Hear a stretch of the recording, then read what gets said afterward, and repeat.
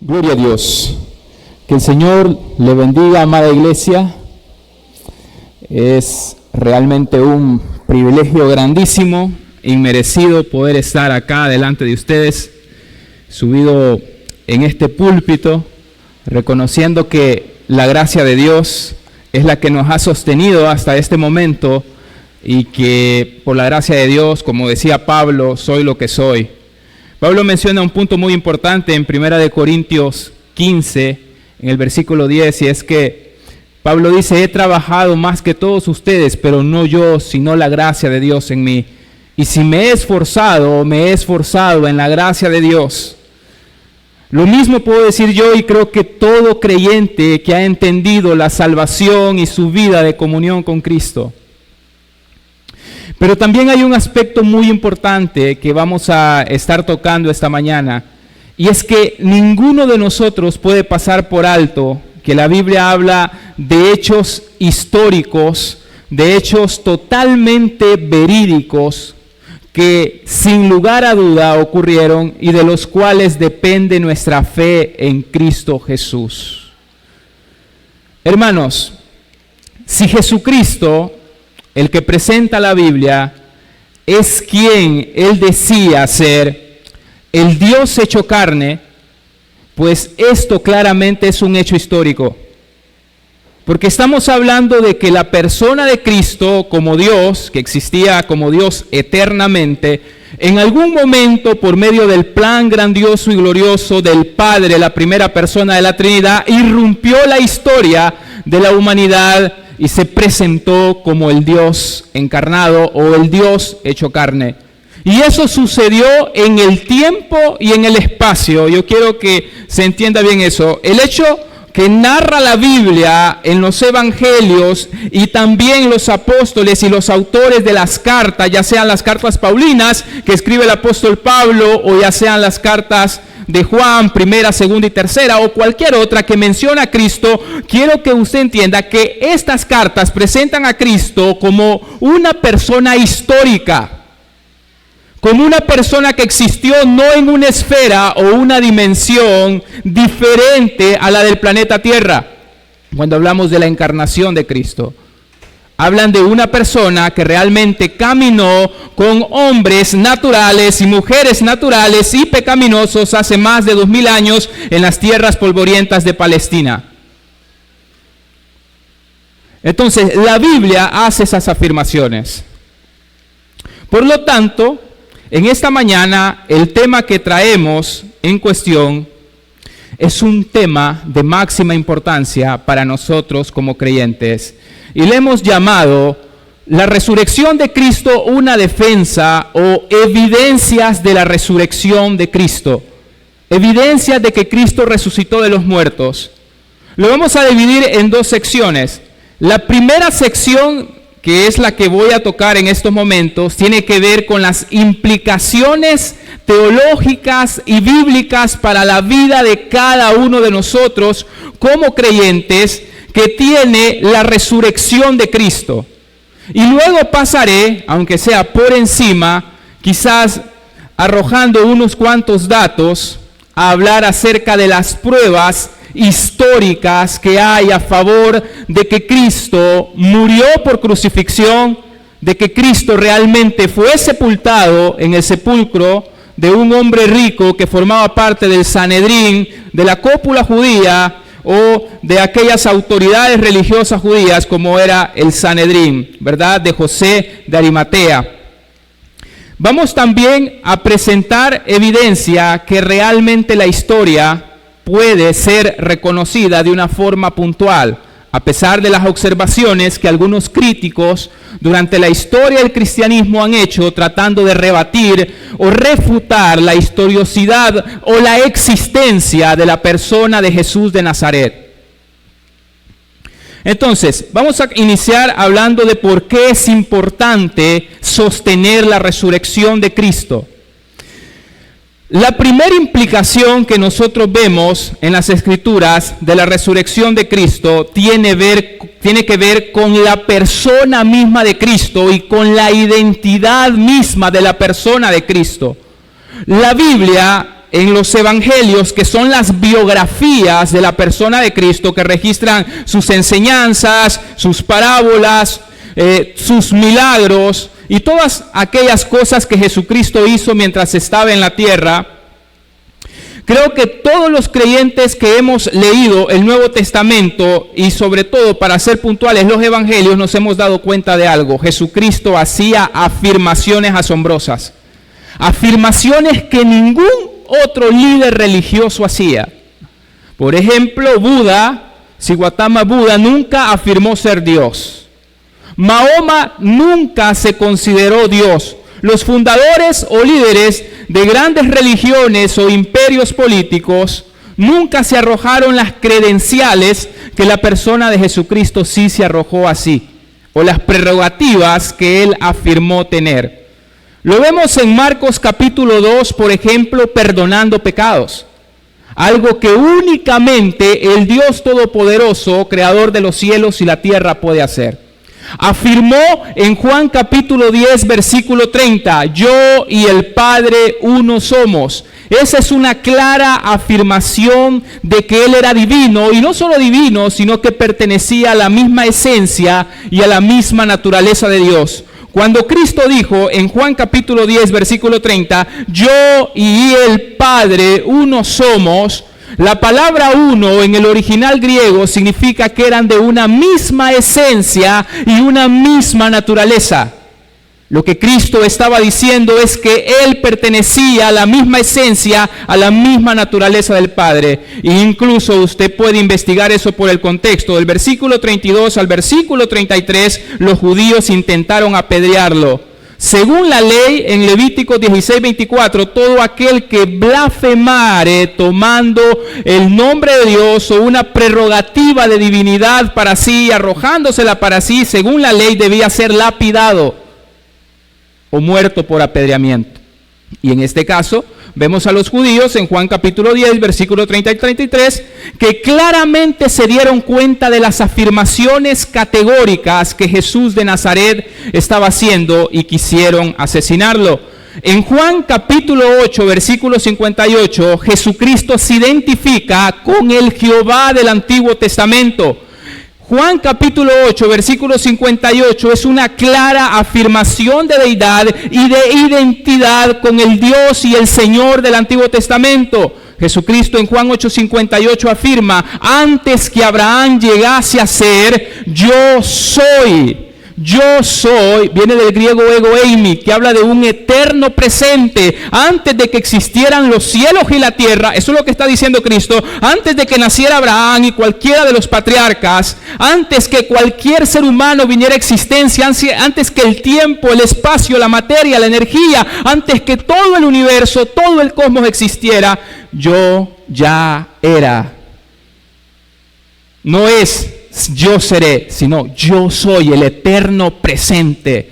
Se identifica con el Dios Todopoderoso que se aparece a Moisés en la zarza ardiente en Éxodo capítulo 3, versículo 14, y le dice, así dirás a los hijos de Israel, yo soy, me ha enviado a vosotros.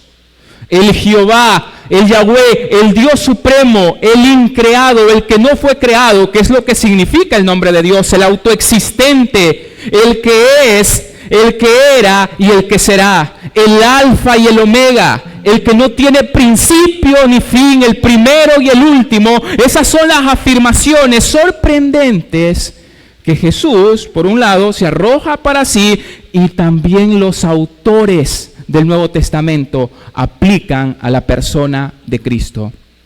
Y aquí hay algo muy importante. Según los historiadores, y esto lo confirma la arqueología, la historia y todas las ciencias bíblicas, el menos indicado o la nación menos indicada para que se prolongara o se promoviera una situación, circunstancia o enseñanzas como las que el cristianismo enseñaba con respecto a Jesucristo, era la nación judía. La nación judía, a diferencia de las naciones aledañas, a diferencia de los babilonios, de los griegos, a diferencia de los egipcios, a diferencia de los cananeos y cuántas otras naciones o ciudades llenas de paganismo, politeísmo, enriquecidas en adoración a los emperadores, a los faraones y hasta a las ranas y a los animales, al viento, etcétera, etcétera. Otras religiones mitológicas que creían en cualquier cosa como Dios. A diferencia, el pueblo judío era estrictamente monoteísta. Estrictamente monoteísta. ¿Qué significa que el pueblo judío era estrictamente monoteísta? Que creían en un solo Dios.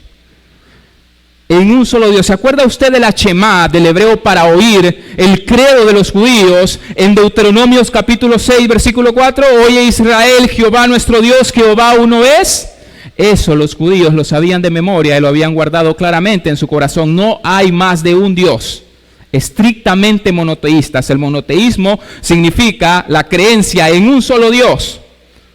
Los autores del Nuevo Testamento afirmaron también su adherencia al monoteísmo. En Juan 17:3, el mismo Jesucristo y Juan que registra la oración de Cristo, dice Cristo, y esta es la vida eterna, que estén adquiriendo conocimiento de ti, el único Dios verdadero. Ahora, hay un punto muy importante entonces. Esta es la nación, la única nación dentro de muchas otras naciones que era la menos susceptible a caer en un terrible error como el politeísmo y creer en una Trinidad o creer en más de un Dios. Era la única nación que estrictamente era monoteísta. Habían sido enseñados desde pequeños en el monoteísmo y los discípulos no eran diferentes. Pues estos mismos discípulos, por ejemplo Juan, en Juan capítulo 1, versículo 1, es el que afirma, en el principio era el verbo, y el verbo estaba con el Dios, y el verbo era Dios. Tomás, un estricto monoteísta en el Nuevo Testamento, en Juan capítulo 20, versículo 28, llama a Jesús el Elohim. Mi Señor y mi Dios. Hoy en día los críticos y algunas sectas como los Testigos de Jehová dicen que lo que Tomás estaba haciendo en cuanto a Cristo cuando tocó las señales de los clavos en las manos de él, el escéptico Tomás que al principio no creía, algunos críticos dicen que es que Tomás hizo una aseveración pero que realmente no se estaba refiriendo a Cristo, sino que se estaba refiriendo al Padre o a cualquier otra persona, o que simple y sencillamente era un destello de exclamación, se sorprendió y dijo, ¡Dios mío! Pero eso claramente es falso.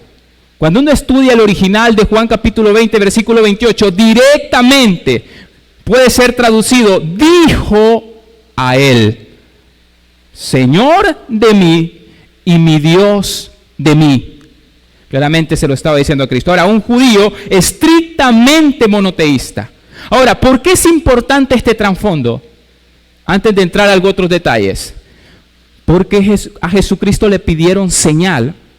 En Mateo capítulo 12, versículo 39 al 40, a Cristo le piden una señal de las afirmaciones categóricas que Él ha hecho. Y Jesucristo dice, esta generación perversa y adúltera demanda señal, pero señal no le será dada, sino la señal del profeta Jonás. Que así como estuvo Jonás en el vientre del gran pez 3 días y 3 noches, así también estará el Hijo del Hombre en el corazón de la tierra 3 días y 3 noches.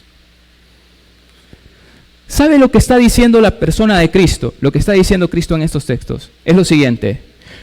Yo no les voy a dar señales como las que ustedes quieren. Quizás ustedes quieren que yo haga descender fuego del cielo, que abra la tierra delante de ustedes. No. No va a ser como ustedes dicen o como ustedes quieren, sino como el Dios Todopoderoso ha designado. Y Cristo dice, la señal única que yo voy a dar es que me voy a levantar de entre los muertos. Así como estuvo Jonás en el vientre del gran pez 3 días y 3 noches, de la misma forma yo voy a estar también en el corazón de la tierra 3 días y 3 noches, en un sepulcro. Pero me voy a levantar al tercer día. Hermanos, esto es importante porque Cristo nos está diciendo que lo que va a probar que Él es singular entre muchas otras personas, entre muchos líderes políticos y religiosos, es que Él va a vencer a la muerte. Es que Él va a vencer al pecado. es que la muerte no lo va a retener. Pero es que, hermano, esto está confirmando, si nosotros sincronizamos, porque recuerde, la Biblia es una unidad orgánica, en la Biblia no hay contradicción alguna.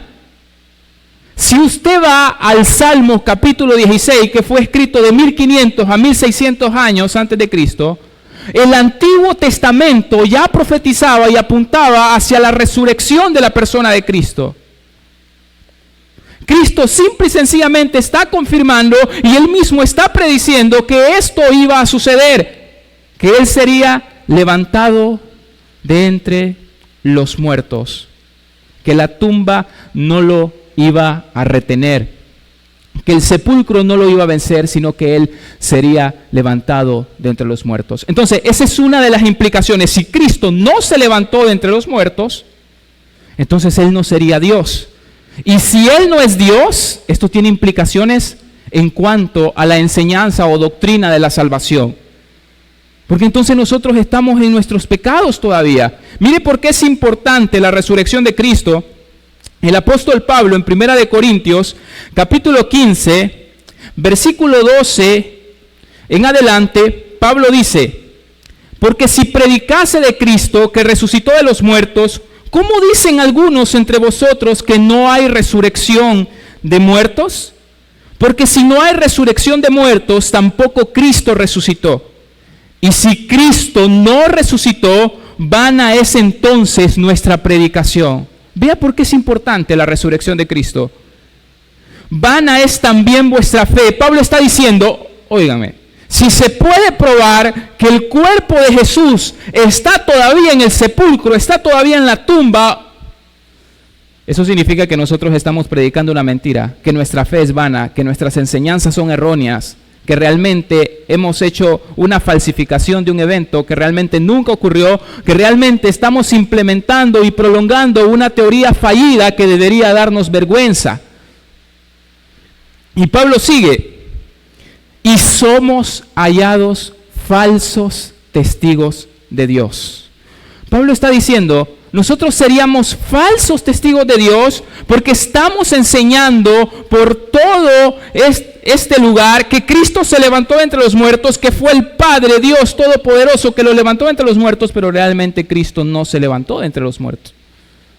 Realmente Cristo no resucitó. Estamos calumniando a Dios y somos hallados falsos testigos de Dios porque hemos testificado de Dios que Él resucitó a Cristo, el cual no resucitó, si en verdad los muertos no resucitan.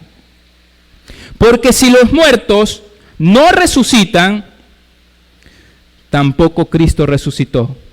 Y si Cristo no resucitó, vuestra fe es vana, aún estáis en vuestros pecados.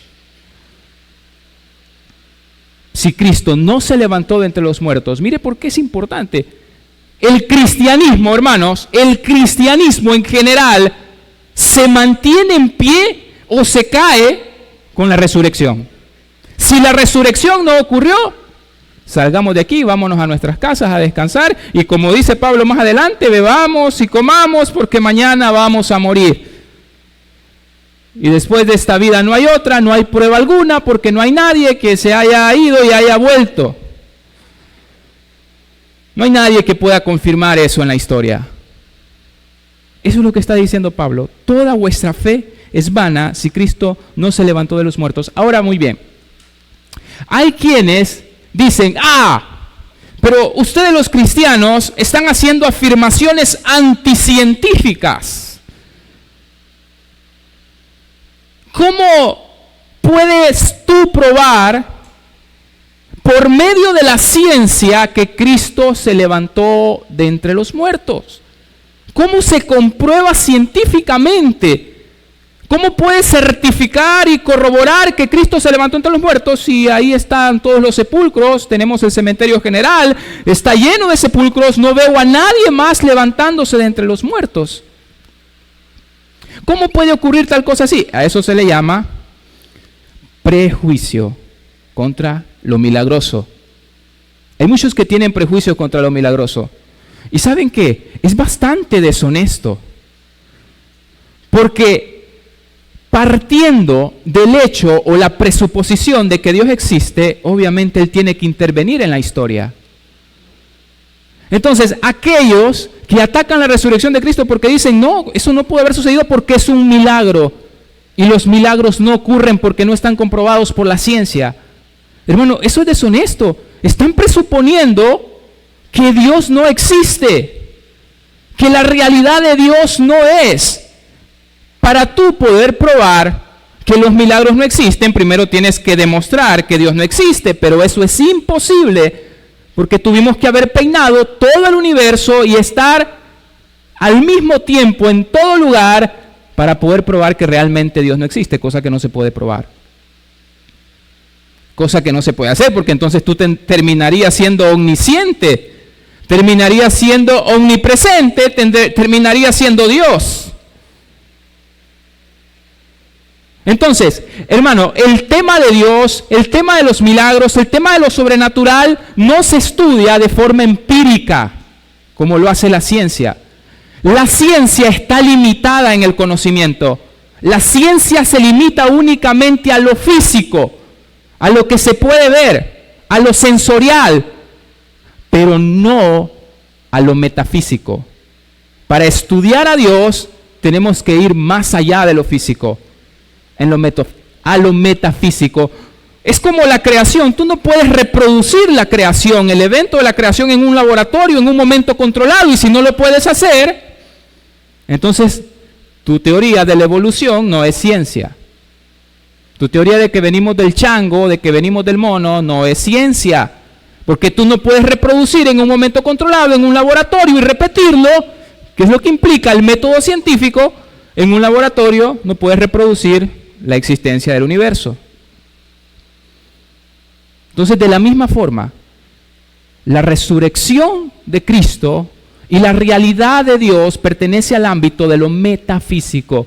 Y es una terrible falacia, o sea, un error de argumento, una afirmación equivocada, decir que los milagros no existen y no son posibles, recurriendo a que no se pueden comprobar científicamente la resurrección de Cristo, la vas a descartar. No se puede, porque si de verdad Dios existe, y tenemos pruebas, la verdad hay pruebas de la realidad de Dios, hay muchas pruebas. Incluso Pablo apuntaba a la creación. En Romanos 1:20, Pablo decía, porque el eterno poder y deidad de Dios se hacen claramente visibles por medio de las cosas hechas. Pablo apuntó al cosmos, Pablo apuntó al universo, apuntó a las leyes que rigen el universo y dijo, todo esto es evidencia de un ajuste fino. Las leyes están funcionando y no es por casualidad, el universo está en movimiento, tenemos la ley de la inercia, alguien lo tuvo que haber puesto en movimiento. Todos nosotros somos contingentes, derivamos de algo, tenía que haber un ser y tiene que haber necesariamente un ser que no es contingente. Por lo tanto, tú no puedes refutar la teoría de la resurrección recurriendo a la presuposición de que los milagros no pueden ocurrir, porque tú estás presuponiendo. O sea que tú puedes aceptar cualquier otra teoría, y cuando les digo que ellos han aceptado cualquier otra teoría, lo digo en serio. Para descartar la resurrección de Cristo, algunos han dicho que Cristo y los primeros cristianos tomaron o copiaron de la mitología pagana y que Isis, Osiris, Horus y los dioses de los egipcios anualmente o cada año resucitaban y tenían apóstoles. Eso es mentira. Históricamente se puede comprobar y podemos comprobar con historiadores como Edwin Yamauchi, Michael Licona, historiadores que se metieron a estudiar el tema de si Jesús era una copia de las mitologías griegas, egipcias y romanas. Se ha podido comprobar que los documentos que tenemos de personas supuestamente resucitando, que están llenas de leyendas, han sido trastocadas y es pura mitología, datan del siglo II, III y IV después de Cristo. O sea, ya la teoría, por decirlo así, de que Cristo había resucitado entre los muertos, los cristianos ya la habían promulgado, porque tenemos documentos históricos de cristianos que afirman la resurrección de Cristo antes de que aparecieran estos documentos del siglo III y IV, afirmando que Horus o que Mitra o que algunos otros dioses que tenían las naciones paganas habían también resucitado. Así que no se puede probar que los primeros cristianos tomaron prestado de las mitologías paganas para sustentar sus afirmaciones de que Cristo resucitó entre los muertos. El novelista Dan Brown, en el año 2003, en su novela El Código Da Vinci, afirmaba que las afirmaciones de la deidad de Cristo y de la resurrección de Cristo, por supuesto, que son lo que prueban la deidad de Cristo, no se habían sino fundado hasta en el año 325 por el emperador romano.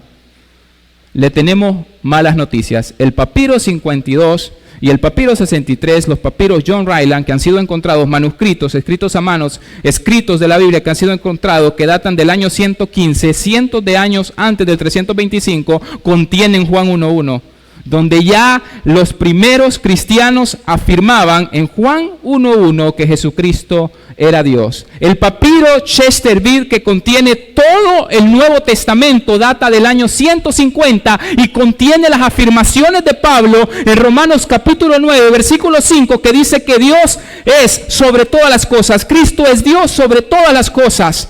Contiene Tito 2.13, que dice: aguardando la esperanza bienaventurada y la manifestación gloriosa de nuestro gran Dios y Salvador Jesucristo. Así que es totalmente falso que los primeros cristianos, Juan, Lucas, Marcos y los escritores de las cartas paulinas como Pablo, tomaron o copiaron de las mitologías, de los dioses. Es totalmente falso. Es más, tenemos un documento del año 115 donde el emperador Plinio el Joven, Plinio el Menor, le manda una carta al emperador romano Trajano y le pregunta cómo tratar a los cristianos que están llenando el mundo y están propagando de que Cristo es Dios, y que se reúnen un día especial, que es el día domingo, se reúnen un día especial en adoración a Cristo, un sofista crucificado, y lo están adorando como si fuese un Dios. Año 115, ¿verdad que es mucho antes del 325? Así que la novela del Código Da Vinci se queda en eso, una novela ficticia y real llena de fantasías, pero que no prueba nada. Ya se afirmaba con mucha anterioridad que Cristo era Dios, que Cristo había resucitado de entre los muertos. ¿Saben? Hay algunos que han llegado a decir que Cristo era un alienígena con tal de negar el milagro de la resurrección. Existe la teoría de que Cristo era un alienígena y que fue un platillo volador que se lo sacó del sepulcro y luego los discípulos se confundieron y pensaron que había resucitado. Cada una de esas teorías son tratando de negar la resurrección de la persona de Cristo, porque la resurrección de la persona de Cristo es evidente. Pero veamos que la historia confirma la existencia de Cristo, porque hay personas que niegan en internet, incluso en canciones que hoy en día nuestros jóvenes lamentablemente están absorbiendo como esponjas, de estas canciones modernas de personas que son escépticas. Un escéptico es alguien que duda de Dios, o personas ateas. Una persona atea es alguien que no tiene Dios, que vive sin Dios. Ahora, estas personas afirman que Cristo no existió, que la resurrección de Cristo no se dio, que ellos no creen en leyendas o cuentos como la resurrección de Cristo, o que creer en la resurrección de Cristo es igual que creer en pony volando. Eso es completamente falso. Tenemos una gran cantidad de documentos históricos que obviamente por el tiempo no voy a poder mencionar, voy a pasar por alto muchos, pero se los voy a enviar si ustedes me permiten, ¿verdad? Es un privilegio para mí. Muy bien, la confirmación de la historia. ¿Se puede comprobar históricamente que la persona de Cristo existió? ¿Que Cristo resucitó? Y esto mucho antes, como dije, de que documentos que hablaran de que los dioses anualmente resucitaban en otras sociedades, otras naciones, se inventara. Es más, no quiero que se me escape algo. Los historiadores están de acuerdo en que muy probable fueron los dioses y los seguidores y promulgadores de los dioses de la mitología pagana quienes tomaron del cristianismo prestado sobre el bautismo, sobre apóstoles y sobre resurrección, que anualmente se daba en la naturaleza, nada que ver con el tiempo y el espacio en el que se llevó a cabo la resurrección de Cristo. Pero muy bien, continúo. La confirmación de la historia. Voy a citar varios documentos, varias fuentes. ¿Por qué hago esto, hermanos? Hago esto porque es deshonestidad intelectual. Deshonestidad intelectual, hacer afirmaciones gratuitas. ¿Qué es una afirmación gratuita? Una afirmación gratuita es cuando yo doy una afirmación, hago una afirmación, pero no puedo probar la afirmación. Doy por sentado aquella afirmación, pero no la puedo probar. Pues yo quiero ir citando a historiadores, a arqueólogos, que van a presentar evidencia y que van a afirmar lo que yo estoy diciendo. O sea, lo que yo estoy diciendo no es algo que me lo inventé hace una semana. Realmente este es un tema que a mí primordialmente me genera, hermano, gran regocijo. Yo sé que a cada uno de ustedes también. Particularmente les digo, mi corazón se llena de gozo, mi fe es fortalecida al saber que el hecho de que Cristo resucitó entre los muertos es un hecho histórico y no es ficción. No es un cuento de Disney y el mundo mágico. No, para nada. Es una realidad histórica que sucedió. El profesor Wolfgang Pannenberg, hablando acerca de la confirmación de la historia, él es profesor de teología sistemática en la Universidad de Múnich. Él se ha preocupado principalmente por la relación entre la fe y la historia. Este brillante erudito dice en su libro Un diálogo sobre la resurrección de Cristo, Cristianismo Hoy, página 10. Dice, si la resurrección de Jesús tuvo lugar o no, es una cuestión histórica. Y la cuestión histórica en este punto es ineludible. Y así la cuestión debe decidirse en el nivel del argumento histórico. El filósofo Stephen Davis también respalda las afirmaciones que yo estoy haciendo. En su libro Resucitado, sin lugar a dudas, página 24 y 25, él dice, parece claro, de hecho axiomático, o sea, irrefutable, que si la resurrección de Jesús realmente ocurrió, entonces es un hecho sobre el pasado, tal como ocurrió. ¿Usted quiere una definición de lo que es historia? Pues escuche. Y si la palabra historia se entiende como los acontecimientos que ocurrieron en el pasado real y que los historiadores intentan descubrir, entonces se sigue que la resurrección de Jesús fue un acontecimiento de la historia. Si Cristo se levantó de entre los muertos o no, es un hecho histórico. Porque habiéndose cumplido el tiempo, según Gálatas capítulo 4, versículo 4, en el que el Hijo del Hombre, el Dios Todopoderoso, el Mesías, el Cristo, el ungido, el Dios Todopoderoso, irrumpió en la historia, siendo engendrado, según Mateo capítulo 1, en el vientre de la Virgen María, por obra milagrosa del Espíritu Santo. Si Cristo vino y irrumpió la historia, fue un hecho que su vida, que su crucifixión, que su muerte y su resurrección se llevó a cabo en el tiempo y en el espacio, en el mundo físico. Incluso Él era un cuerpo, o sea, era corporal, siendo Dios, se encarnó. Juan capítulo 1, versículo 14 dice, y el Verbo se hizo o llegó a ser carne y habitó entre nosotros y vimos su gloria, gloria como del unigénito del Padre. Muy bien, entonces, la gran pregunta acá es la siguiente. ¿Es realmente posible el conocimiento histórico?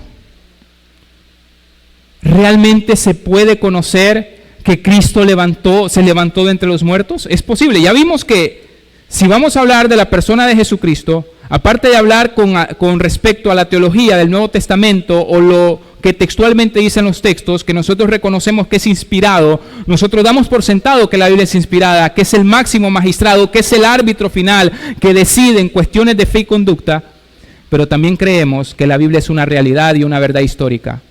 También creemos que los evangelistas y los escritores del Nuevo Testamento no se inventaron nada, sino que estaban hablando de lo que oyeron y de lo que vieron, que por cierto, en los sermones y en los atentados también que sufrió el apóstol Pedro y el apóstol Juan, ellos afirmaban, no podemos dejar de hablar lo que hemos visto y lo que hemos oído. Ellos no están diciendo, fíjate que se nos aparecía por unos momentos, pero realmente él era un fantasma, como decían otras sectas. No, ellos no vieron un fantasma, ellos no vieron un espíritu de carne y hueso, ellos vieron al Dios encarnado, levantado y resucitado.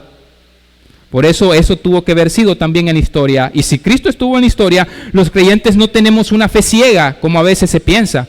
Incluso la misma palabra para fe en el Nuevo Testamento que aparece en Hebreos capítulo 11, versículo 1, donde se dice que la fe es la certeza de lo que se espera y la convicción de lo que no se ve, esa palabra connota persuasión y conocimiento intelectual razonable y conocimiento de los hechos históricos del Evangelio. De lo contrario, usted no puede ser salvo. Si usted no aprueba que Cristo realmente resucitó, ese ingrediente de la fe que salva no puede faltar. Usted no puede ser salvo. Por lo tanto, la fe que salva es una fe razonable, no es una fe ciega. No es como muchos han intentado ridiculizar, que creer en Dios y creer en Cristo es igual a creer en un pony volando o en unicornios volando y cosas por el estilo. Muy bien, ¿es realmente posible entonces el conocimiento histórico? ¿Es realmente posible que tengamos algo de certeza de que Cristo realmente existió y caminó entre nosotros?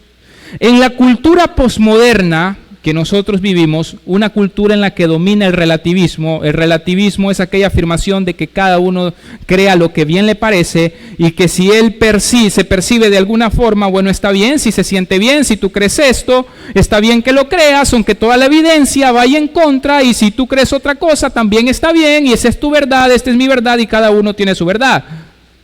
En este mundo posmoderno está de moda aquella frase, no juzgues, tú no puedes juzgar. Cuidado con juzgar, no vayas a juzgar. ¿Sabe? Yo le digo algo. Usted no se puede escapar de hacer juicios o emitir juicios. Por eso es importante que emitamos juicios. No juzguemos, no condenemos a los islámicos porque ellos niegan la resurrección de Cristo.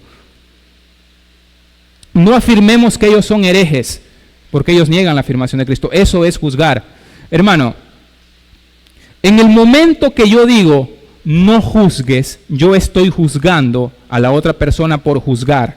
Estoy dando vuelta en círculo. Cuando yo digo, no juzgues, yo estoy juzgando, emitiendo un juicio entre la otra persona por juzgar. No podemos escapar de esa realidad. Es más, no podemos escapar de la realidad de hacer apologética. En algún momento nos van a preguntar sobre nuestra fe y el apóstol Pedro dijo, estén siempre preparados para presentar defensa con mansedumbre y reverencia ante todo aquel que os demande razón de la esperanza que hay en vosotros. Judas capítulo 1 versículo 22, Judas solo tiene un capítulo, pero está dedicado a los falsos maestros y a los falsos profetas. ¿Y sabe qué dice Judas capítulo 1 versículo 3? Amados hermanos, me ha sido necesario escribiros acerca de vuestra común salvación, que contendáis ardientemente por la fe que ha sido una vez dada a los santos. ¿Sabe qué dice Pablo en 2 de Corintios capítulo 5 versículo 10? Derriben o derribando todo argumento y altivez que se levante contra el conocimiento de Dios, llevando cauterizada la conciencia a la obediencia a Cristo. Judas capítulo 1, versículo 22 dice, a los que dudan, convéncelos. Y Tito capítulo 1, Pablo dice que hay muchos charlatanes que hablan palabrerías, místicas y sutilezas y filosofías a los cuales es necesario tapar la boca. Eso está en la Biblia. Todas las cartas, yo creo que usted va a estar de acuerdo conmigo, todas las cartas son apologéticas. Entonces no podemos escapar de lo apologético. Es más, se los voy a probar que no podemos escapar del método apologético, que vamos a tener que hacer apologética sí o sí. Cuando usted dice y afirma, yo creo que acá la mayoría creemos esto, cuando usted afirma la salvación no se pierde, usted está también haciendo una negación. Al mismo tiempo que usted hace una afirmación positiva hacia la salvación como que no se pierde, usted también está negando lo opuesto. Usted está diciendo que entonces es incorrecto decir que la salvación se pierde. Por lo tanto, no podemos escapar de la apologética. Cuando usted afirma Jesucristo es Dios hecho carne, usted está afirmando que los testigos de Jehová están equivocados porque ellos creen que no es Dios al igual que el Padre, sino que es el arcángel Miguel. Cuando usted afirma que Cristo se levantó de entre los muertos, usted está afirmando que los ateos se equivocan al negar la resurrección. Así que usted y yo hacemos apologética todos los días, a veces consciente y a veces inconscientemente. Pero la apologética es un mandato. Muy bien. Entonces, muchos piensan que no podemos conocer la historia, que no se puede certificar la historia. Muchos creen que no es posible debido al relativismo en el que estamos, al posmodernismo, donde ya no importa la verdad. Muchos dicen, no es probable, no es posible conocer la historia porque aquellos escritores estaban influenciados por política y por religión y por creencias y escribieron bajo influencias y condicionados por la cultura. Esas son las afirmaciones que hoy se dicen. A ese sistema se le conoce como relativismo histórico, donde ellos dicen es imposible conocer la historia. Pero el hermano y doctor Norman Geisler refutó completamente de una vez y por todas esta proposición de que es imposible conocer la historia. Norman Geisler, en la Enciclopedia de Apologética Cristiana, página 531, refutando al posmodernismo o relativismo histórico, él afirma: concluyo, pero no podemos rechazar toda la historia sin involucrarnos en alguna historia propia. La declaración de que el pasado no se puede conocer objetivamente es en sí misma una declaración objetiva del pasado. Por lo tanto, la posición contra la conocibilidad de la historia se corta la garganta.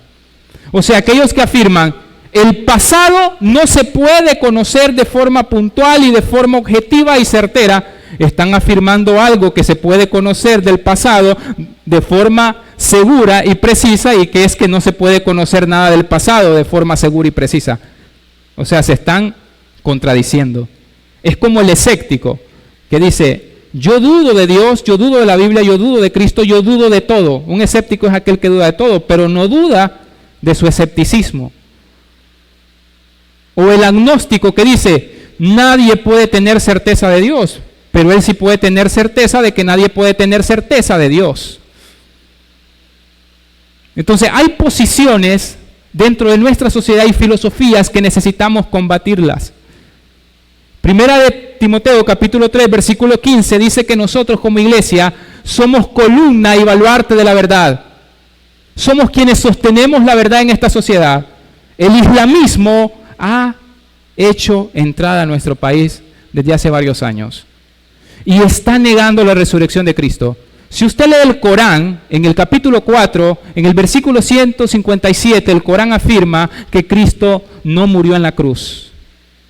Ellos afirman la teoría o manejan la teoría de la sustitución, que muy probablemente lo que Dios, el Dios Alá, para ellos, Alá simple y sencillamente significa Dios, pero es en árabe, hermanos. Es como Dios en español. Alá es Dios, pero en árabe. Pero ha sido consignado o sectorizado para los musulmanes, por eso se entiende como que si se estuviera diciendo otra cosa y no usando el mismo sustantivo Dios. Pero muy bien. Se afirma en el capítulo 4, versículo 157 del Corán, que Cristo no murió crucificado, sino que a los primeros cristianos les pareció así. Que fue Alá quien raptó a Jesús, se lo llevó al cielo y puso en su lugar a otro, a un sustituto para que muriese. Pero lo hizo que fuera como Cristo, la misma apariencia de Cristo. Dicen los islámicos que se la dio Alá a Cristo, y por eso los discípulos se confundieron y pensaron que realmente Cristo había muerto porque tenía la misma apariencia, pero dicen que realmente el que murió fue Judas. Esa teoría se anda divulgando hoy entre los islámicos. Y su libro sagrado, que por cierto, yo creo que cualquiera de nosotros puede entender esto. Los documentos del Evangelio, por ejemplo, el Evangelio de Juan data de aproximadamente año 90. El documento de Lucas data de aproximadamente el año 60 después de Cristo. Son documentos que fueron escritos en los tiempos de los apóstoles y las personas que estaban vivas todavía y que daban testimonio de haber visto a Cristo resucitado. Pero preferiríamos nosotros, siendo honestos, lógicos y razonables, ¿qué es preferible? ¿Creerle a un documento del siglo VI, a un documento que fue escrito más allá del 570 después de Cristo, o creerle a documentos históricos de personas que son testigos oculares, que vieron al Cristo resucitado, que comieron con Él, que anduvieron con Él, que caminaron con Él, y que estamos hablando de un lapso de distancia de 30 años para que ellos escribieran los evangelios? Inclusive el libro de Hechos, que fue escrito allá aproximadamente por el año 62. Pero ninguno de los documentos, de los 27 documentos del Nuevo Testamento, fue escrito después del año 100. Es preferible creer a los testigos oculares, a los que presenciaron los hechos de la resurrección de Cristo, antes que creerle a documentos del siglo VI. Entonces, claro que sí, se puede hacer historia, claro que podemos confirmar que Cristo existió. El historiador Philly de Schaff, en su libro Historia de la Iglesia Cristiana, volumen 1, página 175, dice: el propósito del historiador no es construir una historia a partir de nociones preconcebidas y ajustarlas a su gusto, sino reproducirla a partir de las mejores evidencias y dejarla que hable por sí mismo. Si uno va a juzgar la historiosidad de Jesús, entonces debe ser juzgada tan imparcialmente como de cualquier otra figura en la historia. El profesor de la Universidad de Manchester, en Inglaterra, en su libro Los documentos del Nuevo Testamento son confiables, Bruce, en la página 119 dice: la historiosidad de Cristo es tan axiomática, o sea, es irrefutable. Los historiadores, hay un consenso, para resumirlo, de más de 3.400 fuentes que confirman, historiadores, arqueólogos, paleontólogos, que confirman que Cristo realmente se levantó de entre los muertos y que por lo menos los primeros discípulos así lo creían. Y que esa es la creencia original del primer siglo cuando ocurrieron esos hechos en Jerusalén.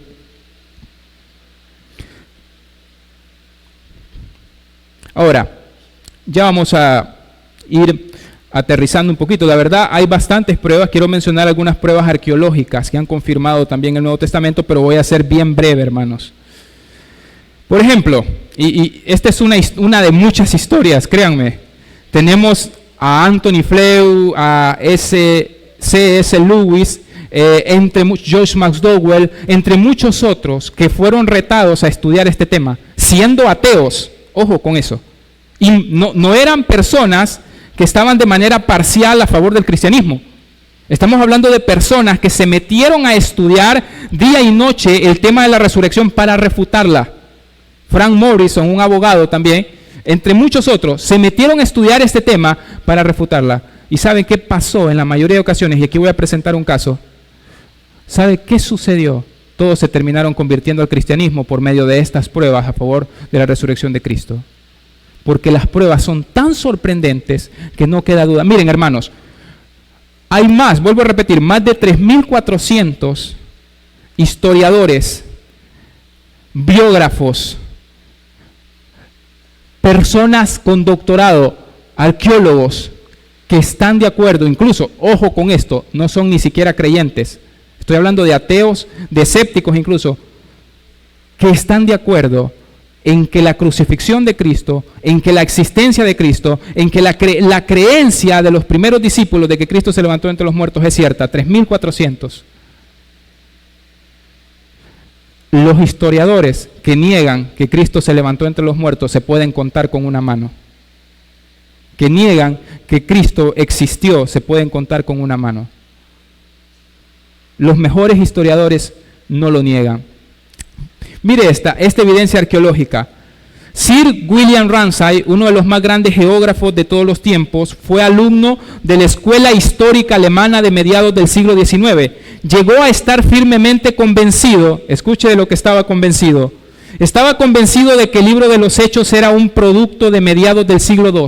Él fue a estudiar el libro de los Hechos y fue a estudiar, hacer investigaciones arqueológicas a Asia Menor, pensando que el libro de los Hechos no era un documento fiable, que Lucas, el escritor de Hechos, era un mal historiador, no era un buen historiador y que se había equivocado en todo lo que había enseñado de los lugares geográficos, de las ciudades, de las naciones, de los procónsules o de todos los gobernadores o emperadores que menciona en el libro de Hechos. Pero mire con la sorpresa que se llevó.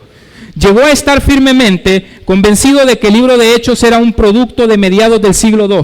En su investigación, para hacer un estudio topográfico de Asia Menor, se vio obligado a considerar los escritos de Lucas como guía para su búsqueda. Como resultado de la increíble precisión del libro, revirtió por completo sus creencias y fechó el libro como casi contemporáneo a los eventos que describía.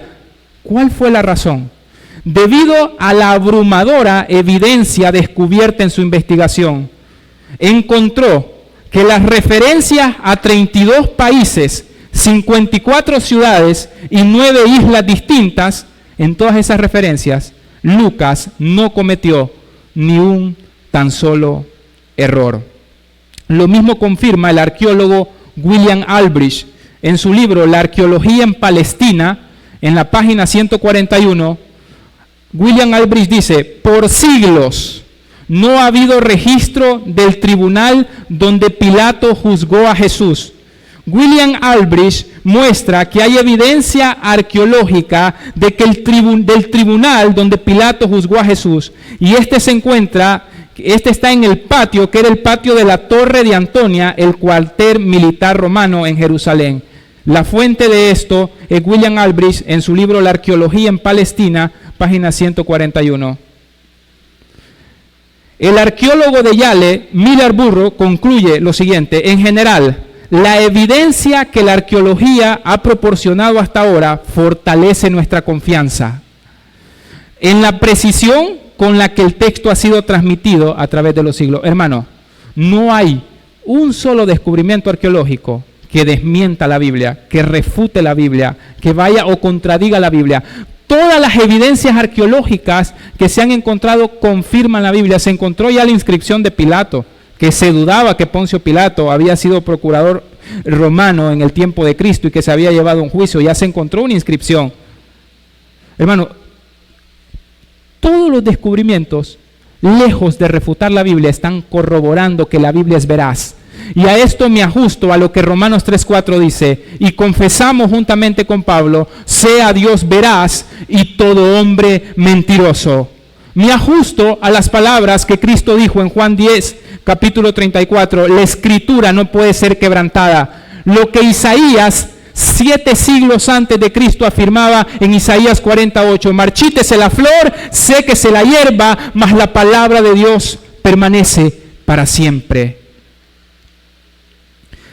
Hay muchos datos que no vamos a poder dar por motivos de tiempo, pero quiero cerrar con evidencia histórica que confirma la existencia de Jesús y por consiguiente su resurrección.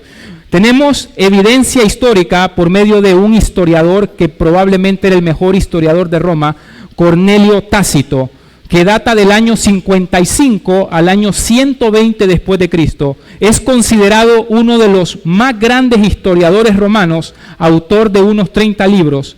Tácito menciona a Jesús probablemente en el año 115, bajo el contexto del incendio de Roma durante el reinado de Nerón. Mire lo que confirma este historiador, que por cierto era enemigo del cristianismo, no estaba a favor del cristianismo.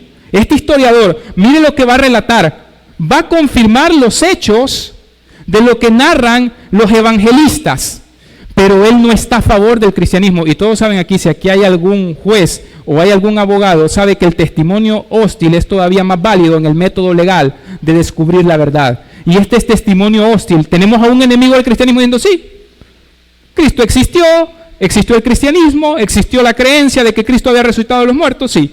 Miren lo que descubrimos por medio de este historiador. De este relato podemos aprender primero que los cristianos fueron nombrados por su fundador Cristo.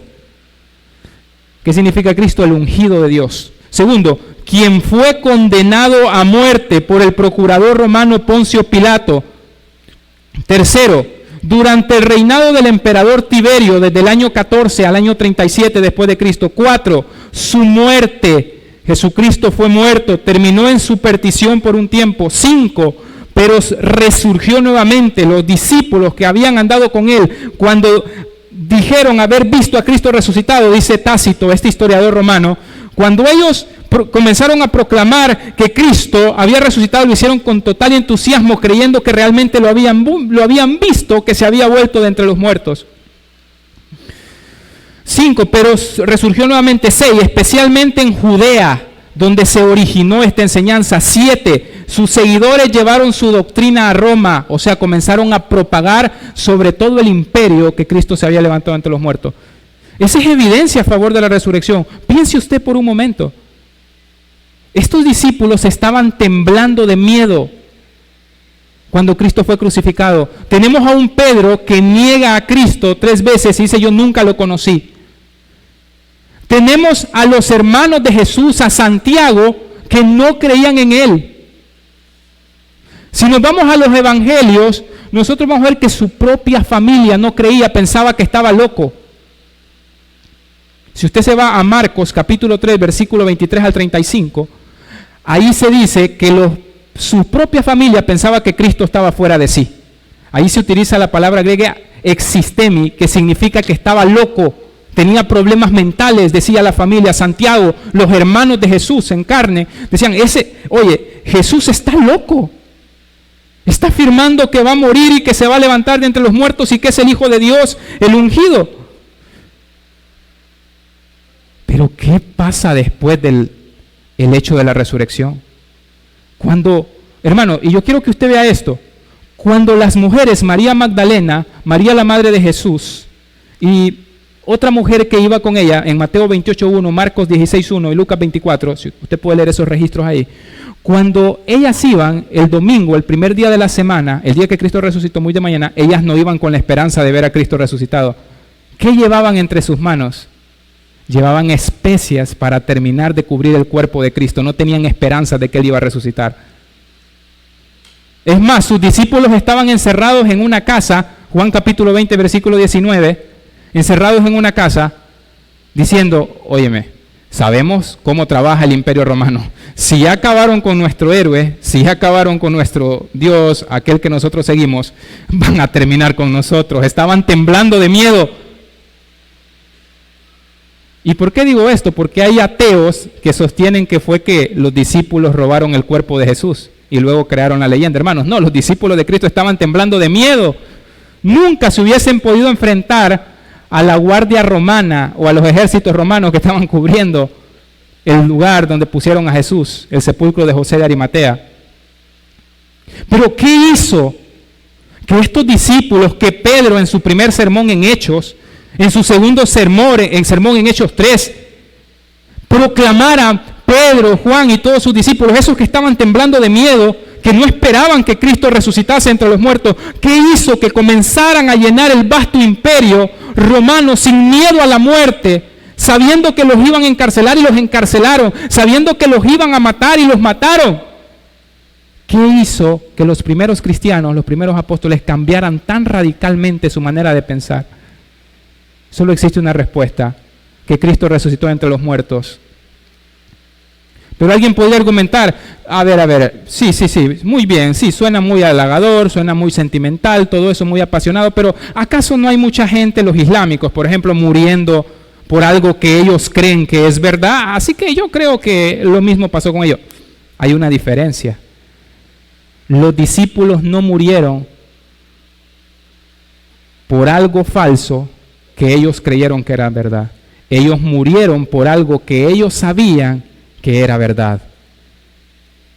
No es como los seguidores del Islam hoy en día, que nunca han visto, no saben si es cierto, si Mahoma hizo algún milagro, o si Alá de verdad envió a Mahoma o su profeta. No, es muy diferente. Ellos murieron porque creían haber visto a Cristo resucitado entre los muertos. Es que alucinaron, dicen otros, la teoría de la alucinación. Es que alucinaron. Eso fue un shock psicológico que ellos tuvieron. De repente comenzaron a ver visiones de que Cristo se había levantado entre los muertos. La Asociación de Psiquiatría Americana ha descartado esto. Porque según el documento histórico de 1 Corintios 15, versículo 3 en adelante, confirma que más de 500 hermanos vieron al Cristo resucitado a la vez. Eso es totalmente inconcebible si lo que ellos tuvieron fue una alucinación, un desvarío de la realidad, y lo que comenzaron a ver fue a Cristo resucitado. Hermanos, una aparición o una alucinación no come con ellos, no come con nadie. Cristo comió con ellos, Lucas capítulo 24, versículo 39 al 42. Cristo tampoco resucitó de forma espiritual, como enseñan los testigos de Jehová. Cristo se levantó de entre los muertos de forma física. Es más, en Lucas capítulo 24, del versículo 37 al 42, los discípulos pensaban al ver a Cristo que estaban viendo un espíritu. ¿Saben cuál fue la respuesta de Cristo en el versículo 39? Yo no soy espíritu, porque yo tengo carne y huesos, y un espíritu no tiene carne y huesos como veis que yo tengo. Comió pescado, comió miel, tenía un cuerpo físico. En Mateo capítulo 28, versículo 9, los discípulos, al verlo resucitado y levantarse de entre los muertos, abrazaron los pies de Jesús. No se puede abrazar un espíritu. Un espíritu no puede comer. Un espíritu no tiene carne ni huesos, como los que Cristo sí tenía. Así es que, hermanos, hay muchísima más evidencia, pero sería hacerlo muy largo quizás y muy abrumador para todos. Créanme, hay evidencia incalculable de que Cristo se levantó de entre los muertos. Tenemos a historiadores como Flavio Josefo, Suetonio, del año 30 al año 100 después de Cristo, que confirman que Cristo murió bajo Poncio Pilato. Y atención a esto, documentos extrabíblicos. Tenemos más de 39 fuentes históricas que confirman la existencia de Jesús y los hechos concernientes a la vida pública, las enseñanzas, la resurrección y las afirmaciones de deidad. Es más, tenemos documentos rabínicos que afirman que Cristo sí se adjudicaba los títulos de deidad, que Él era Dios. Entonces, la resurrección no es un cuento mitológico. La deidad de Cristo, o que Cristo es el Dios Todopoderoso, no es un cuento del 325 en el Concilio de Nicea. Es una verdad histórica comprobable, muy cercana a los hechos sucedidos en Jerusalén. Hermanos, agradezco su paciencia. Hemos hecho esto con mucho amor, con mucho gozo. Tenemos realmente un fuerte peso y una fuerte carga sobre nuestros hombros de hacer esto. Y lo hacemos en el amor del Señor. Así que vamos a finalizar con una oración y vamos a darle gracias a Dios por lo que nos ha permitido hasta este momento estudiar en su palabra. Digámosle: Señor Dios Todopoderoso, te doy gracias, Señor, porque tu amor y tu misericordia son infinitos, Señor, porque sabemos que tú te has levantado de entre los muertos y que es una realidad, que nuestra fe no es vana, que nuestra fe se puede probar por medio de la historia, por medio de los hechos, Señor, por medio de la lógica, que tu palabra es veraz, que tu palabra es confiable, que tu palabra es un documento fidedigno, Señor, en el cual podemos tener confianza. Sabemos que si tú fuiste a la cruz, fuiste sepultado y moriste en la cruz, Señor, y luego resucitaste ese domingo de resurrección, tú te levantaste de entre los muertos. Sabemos que nosotros también nos vamos a levantar, que tú eres las primicias de la resurrección y que nosotros seremos levantados en tu venida. Ayúdanos a vivir bajo esa esperanza, a no ser precisos, a no desesperarnos, Señor. Ayúdanos a tener paciencia, a creer a tu palabra, a no perder la esperanza en medio de un mundo conflictivo e inseguro, a no perder la certeza en medio de un mundo que vive en incertidumbre, en un mundo que está perdiendo el rumbo. Ayúdanos a encontrar esa brújula de tu palabra. Ayúdanos a que tu palabra sea el foco, a que tu palabra sea la autoridad suprema sobre nuestras vidas, a que tu palabra y tus esperanzas consuelen nuestro corazón cada día, Señor.